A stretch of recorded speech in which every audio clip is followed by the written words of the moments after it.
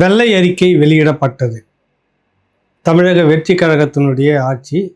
விஜய் அவர்கள் சொன்னார்கள், கடந்த 5 ஆண்டுகால ஆட்சி நிதி நிலைமை எப்படி இருந்தது அப்படி என்பதை மக்களிடம் நாங்கள் வெளிப்படையாக சொல்வோம். ஒரு வெள்ளை அறிக்கை என்பதை நாங்கள் ஆய்வு செய்து வெளியிடுவோம்னு சொன்னார். அந்த மாதிரி மரிய வில்சன் நிதித்துறை அமைச்சர் அவர்கள் வெளியிடும் போதே ஒரு வார்த்தையை சொல்கிறார்.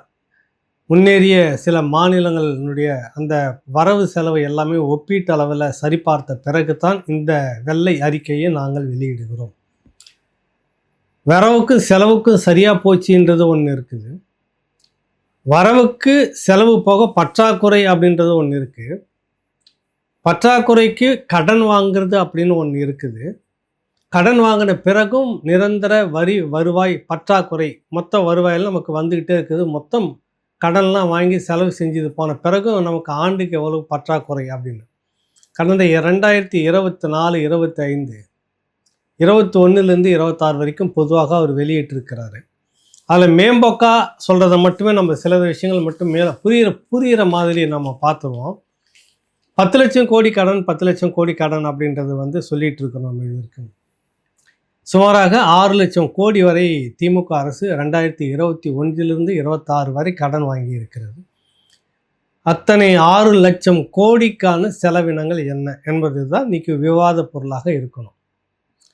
ஆனால் இது பேசப்படுறது, வெள்ளை அறிக்கை வந்துச்சு, இது பேசப்படணும். இது பேசப்படுறதை விட்டுட்டு வைகோ இன்று விஜயை சந்திக்கிறார். கோவை மாநகராட்சியில் கவுன்சிலர்களுக்குள்ளாக திமுகவுக்கும் காங்கிரஸுக்குமே மோதல். இந்த பக்கம் இருக்கக்கூடிய விஜயபாஸ்கர் முன்னாள் அமைச்சர் அதிமுகலேருந்து விலகி வெளியில் அவரும் ராஜினாமா கடிதத்துக்கு கொடுத்துட்டார். எம்எல்ஏ ரிசைன் பண்ணிட்டு விஜய் பக்கம் சேரப்போ. இதுதான் இன்னைக்கு பிரதான செய்தியாக முன்னிலைப்படுத்தப்படுகிறது.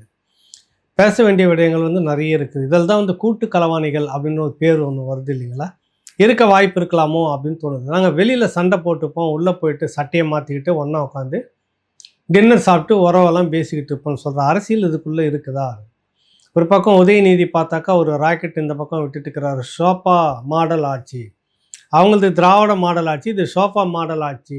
4 என்பது 5ஆக மாறி இருக்கிறது. ஏற்கனவே 4 பேர் ரிசைன் பண்ணிட்டாங்க. இடைத்தேர்தல் வருகிறது. என்னத்துக்கு இடைத்தேர்தல் வரணும்னு ஒன்று இருக்குது. கை கால் விழுந்து போச்சு, இல்லை ஆள் இறந்து போயிட்டாரு, அப்படி அந்த ஆளுக்கு செயல்பட முடியாது, சரின்னா இடைத்தேர்தல் ரிசைன் பண்ணிட்டு பண்ணலாம். கொத்து கலாட்டையும் ஜெயிச்சு வந்த உடனே நாங்கள் ரிசைன் பண்ணுறோன்றாங்க. அதிமுகலேருந்து 4 பேர் ஏன் ரிசைன் பண்ணுறாங்க? அந்த வாக்களித்த மக்கள் இவர் தான் வெற்றி பெற வேண்டும் அதிமுகவில் அப்படின்றதுக்காக தான் ஓட்டு போட்டாங்க. ரிசைன் பண்ணிட்டு திரும்ப அவரே போய் நின்னார்னாக்கா அவருக்கு